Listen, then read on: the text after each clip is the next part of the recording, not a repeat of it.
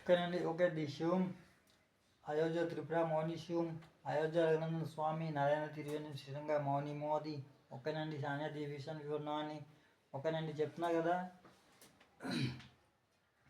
రాజ్యాంగం అనేది ఓకేనండి, రాజ్యాంగం అనేది న్యూగా ఓకేనండి నా చిన్నప్పటి నుంచి కూడా తర్వాత 2015 నుంచి కూడా రాజ్యాంగం అనేది న్యూ లెటరైజేషన్ అనేది న్యూ సబ్మిషన్ అనేది చేసామండి. తర్వాతని పూర్వం ఉన్నటువంటి రాజ్యాంగం అనేది అది సబబు కాదు ఓకేనండి.